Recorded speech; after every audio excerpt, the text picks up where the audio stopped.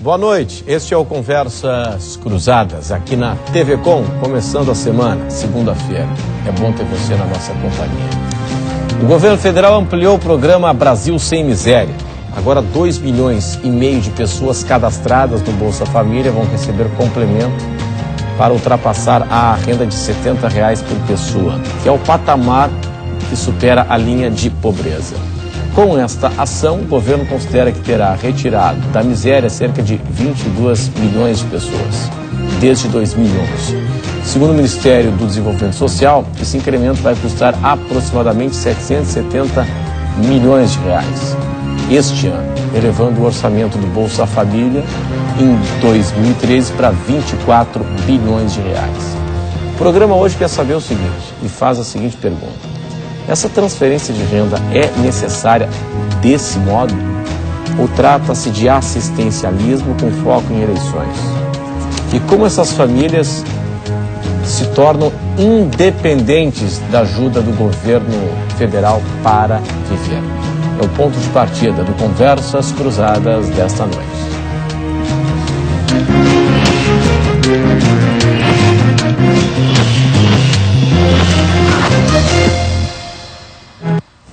Você pode interagir aqui conosco, perguntando, opinando no e-mail conversas@tvcom.com.br, também pelas nossas redes sociais. Hoje nós estamos recebendo o vereador pelo PCdoB, vereador Ricardo Vieira, também está aqui conosco o consultor Adriano Ribeiro. O programa recebe ainda o vice-presidente da Enfo CDL São José, Marcos Souza. E nós recebemos também a coordenadora da CUFA Santa Catarina, que é a Central Única de Favelas, que é uma instituição em nível nacional, a Ágata Vicente. Obrigado pela atenção, pela presença de todos hoje aqui conosco no Conversas Cruzadas, que tem um oferecimento de Sengi, em defesa do profissional da engenharia sempre. Restaurante Ostradamus, ostras depuradas. RDO, visite o apartamento decorado do Apoena em Palhoça. Queres, verão mais queres, é tempo de comprar. Companhia da Moda, há 20 anos sendo a sua melhor companhia. Queria começar justamente com a opinião do Marcos. Marcos, que a gente está vendo aí nos últimos tempos, desde o governo Lula, que se conseguiu retirar muita gente da extrema pobreza, ingressando numa faixa de consumo. Isso se deve, claro, pelo crescimento econômico, mas também pelo projeto de transferência de renda, naquilo que se chama o Bolsa Família. Foi bom para o Brasil? Boa noite. Boa noite, Renato. Boa noite, colegas de debate. Eu não acredito que essas ações tenham retirado essas pessoas da linha da pobreza ou da miséria. Nós, enquanto entidade que representa a classe produtiva, obviamente, não somos contra a programas que venham a beneficiar as pessoas menos favorecidas, até porque é uma linha lógica de atuação de qualquer governo buscar atender prioritariamente os menos favorecidos. Mas a tônica de qualquer projeto nesse sentido não deveria ser o que é hoje, porque hoje ele não retira essas pessoas da linha da miséria. Ele as mantém fora por determinado período, né? Porque não há um programa que faça com que essas pessoas se profissionalizem ou que elas necessitem de uma contrapartida, que elas tenham que dar uma contrapartida ao Estado para mudar de vida, para mudar de posição, né? Seja se qualificando profissionalmente, seja mantendo seus filhos na escola. Então essa parte assistencialista hoje no Brasil, ela é uma distribuição de algo que alguém teve que produzir. Então, para cada um que não produz, alguém tem que produzir. Então, acho que não é só nesse... O próprio PT, isso que é bom reviver, né? O próprio PT que hoje trabalha intensamente esses programas sociais, era contra, né? Chamava o antigo Bolsa Escola, criticava ferrenhamente a oposição na época, chamando o Bolsa Escola de Bolsa Esmola, né? E hoje, já há quase 12 anos, é a base de atuação do governo federal, que só faz ampliar esse tipo de programa assistencialista, mas que no fundo transfere um valor que mantém essas famílias fora da linha da miséria, mas ainda hoje sem uma perspectiva de que, ao retirar esse auxílio, eles se mantenham fora dessa linha, né, de miséria, ou seja, que em determinado período eles possam se prover sozinhos, que seja por 2 anos, por 3 anos ou por 5 anos. Eu não sou especialista nessa área, certamente o governo tem essas pessoas para fazer esse estudo, mas que não se pode manter esse tipo de assistencialismo ad eterno, né? Ou seja, se coloca aí um comodismo que talvez nós aqui, mais para o sul do país, não estejamos tão acostumados, não tenhamos tanto isso, mas que sabemos que o Brasil é um país de vários países, né? E no Nordeste, mais para o Norte, a realidade é bem diferente e que precisaria realmente de um investimento, não só em programas sociais, mas em condições para que essas pessoas buscassem aí o próprio crescimento, né? E colaborassem com a economia. Agatha, me diz uma coisa, a importância de um programa como esse de transferência de renda e quando essas famílias vão conseguir se libertar da dependência financeira do governo federal, da União, de programas como esse. Boa noite, obrigado pela tua atenção. Boa noite, Renato, boa noite, colegas. Na verdade, eu acredito que esse tipo de programa ele não pode cair na questão do paternalismo, né? Então, eu acredito que uma ação forte, eu como instituição falando no caso, né? Uma ação forte do governo com as instituições não governamentais traria mais benefícios do que esse assistencialismo das bolsas em si. É assistencialismo? Eu acredito que sim. Cria uma certa dependência, né? Eu acredito que se focar mais em projetos sociais, como a minha própria organização mantém, esse é o canal do que as bolsas família, bolsa escola em si. Como é que seria essa associação com as ONGs? Então, na verdade, o próprio plano do Brasil Sem Miséria, ele contempla ali cadastro de entidades, né, através do governo estadual junto com o governo federal. Então, seria, na verdade, um elo, um fortalecimento desse vínculo para que tivesse esse cadastro efetivo para todo mundo poder ter acesso a essas entidades e saber dos projetos e a gente conseguir realizá-los, né, no caso. Muito bem. Agora, Adriano, do ponto de vista financeiro, do orçamento, você que é um estudioso do orçamento, o que representa o Bolsa Família e seus 24 bilhões de reais anuais nas contas públicas? Boa noite, obrigado pela tua presença. Boa noite. Eu queria dar um início, Renato, falando que o nosso país tem um passivo, né, um passivo histórico que tem que ser solucionado, que é a inserção do negro, tem uma dificuldade, inserção de quem tem renda. Eu, por exemplo, se eu tivesse na minha época universidade, eu seria cotista, que eu era de escola pública. Hoje, já há uma disfunção com acesso à escola para quem hoje consegue manter o seu aluno, o seu filho, numa rede privada.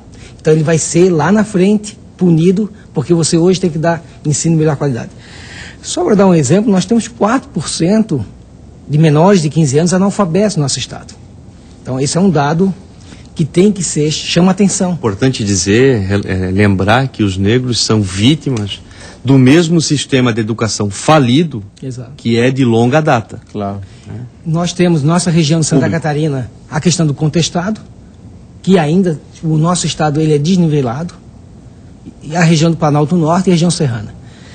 Para vocês terem ideia, os programas do governo federal para Santa Catarina, Renato, a questão das cisternas, veio 11 milhões para Santa Catarina, somente 500 mil foram aplicados ainda. O programa da seca na região oeste. Sim. Então, a gente vê que, se a gente fizer uma análise, o que o Ministério do Combate à Fome mandou para Santa Catarina, somente 500 mil reais para uma casa de passagem. Mas por quê?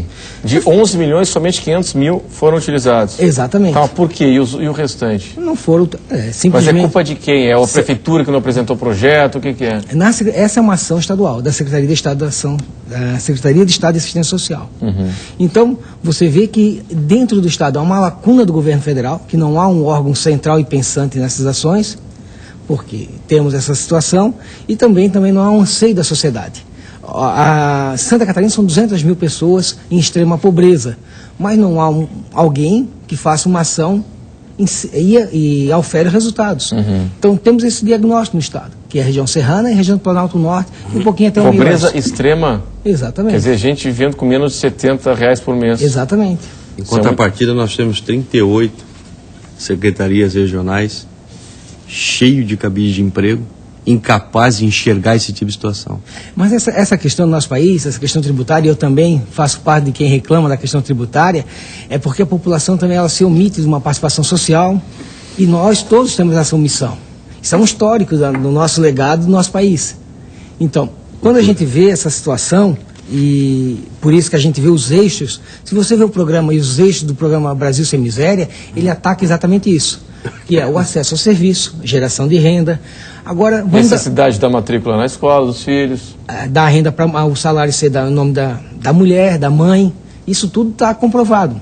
Agora, o que a gente tem que pensar, por exemplo, unidade base de saúde. Santa Catarina está recebendo, o governo federal abriu o edital para toda a reforma do posto de saúde. Se a gente vê o número de prefeituras aptas, que estão dispostas lá a buscar o recurso, são pouquíssimas. Por quê, hein? Falta de qualificação profissional.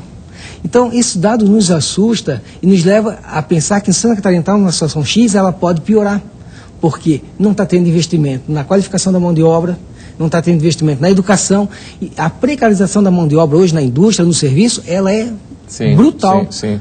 Queria saber a opinião do vereador. Vereador, transferência de renda, Brasil Sem Miséria, Bolsa Família, necessidade para erradicação da miséria, da pobreza, ou é uma medida eleitoreira? Boa noite, obrigado pela sua atenção. Agradeço, boa noite, Renato, Ágata, Adriano, Marcos e os telespectadores da TV Com. Eu queria, além de fazer esse debate mais em relação às medidas adotadas pelo Brasil Sem Miséria, procurar resgatar um pouquinho o que a Constituição fala e a grande demora que a gente teve para avançar no sentido do que a Constituição fala.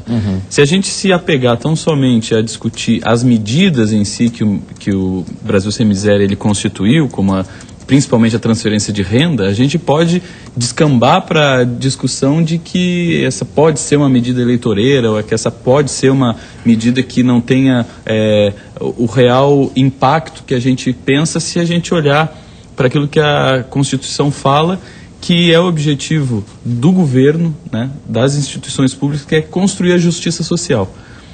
E a forma como que a justiça social é buscada, o sistema que se constituiu na Constituição para alcançarmos isso é a assistência social, é o desenvolvimento social.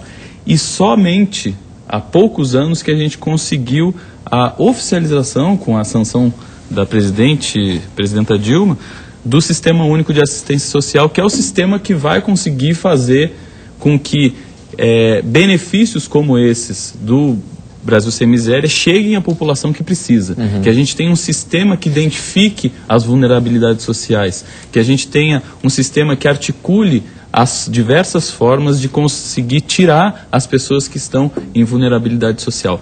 Óbvio que não é só dar R$70 em média para cada cidadão, para cada pessoa de uma família que se encontra em miséria, que vai tirá-los da situação de vulnerabilidade. É as oportunidades de emprego, é a articulação que os governos, tanto federal quanto estaduais, quanto municipais, constituem junto com as indústrias, com as entidades que representam o setor produtivo, como o Sistema S, que está incluído no Brasil Sem Miséria, vai conseguir fazer com que as pessoas que, destaco aqui, não só estão fora da cadeia produtiva e de consumo, mas elas não têm nem a plena cidadania. Claro. As pessoas que não conseguem ter comida à mesa, elas não conseguem ir atrás do emprego, elas não conseguem colocar seus filhos na escola, elas não têm dignidade nenhuma. Então, muitas vezes não, sempre, complementar a renda é o primeiro passo. E talvez a gente tenha uma situação em que a gente não consiga sair dessa medida. E isso é legítimo. É legítimo a gente ter um governo que faça transferência de renda. Então, mas a questão é a independência, um assunto a gente discutir daqui a pouco, depois do intervalo. Você recebe, imagino que a ideia do governo de um projeto dessa magnitude, de um programa social, é fazer com que essas famílias recebam essa atenção num primeiro momento, sei lá, 1, 2, 3 anos, recebam qualificação e depois consigam migrar para uma condição melhor em que haja uma fonte de renda na família, que o pessoal consiga trabalhar, enfim, né, consiga trazer renda para casa e que não haja dependência mais do recurso público. A gente vai discutir esse assunto daqui a pouco, depois do intervalo. Hoje a Folha de São Paulo traz uma reportagem muito interessante sobre o município de Murici, que é o berço eleitoral do presidente do Senado, Renan Calheiros. A família toda trabalhou lá, os patriarcas já foram prefeitos na cidade, ele tem irmão mais novo sendo prefeito da cidade e tal. É uma miséria absoluta no município. Tem um dos piores IDHs do Brasil, é muito pior do que a média nacional. Você tem 80% da população dependendo do Bolsa Família. E quando a gente fala da nossa realidade aqui de Santa Catarina, é aquela história dos Brasis, né? Completamente diferente da realidade do interior de Pernambuco, do interior de Alagoas e por aí vai, né? Onde você não tem indústria, onde você não tem atividade econômica nesses pequenos municípios, nos rincões aí do Brasil. A gente vai para um rápido intervalo e daqui a pouco a gente volta.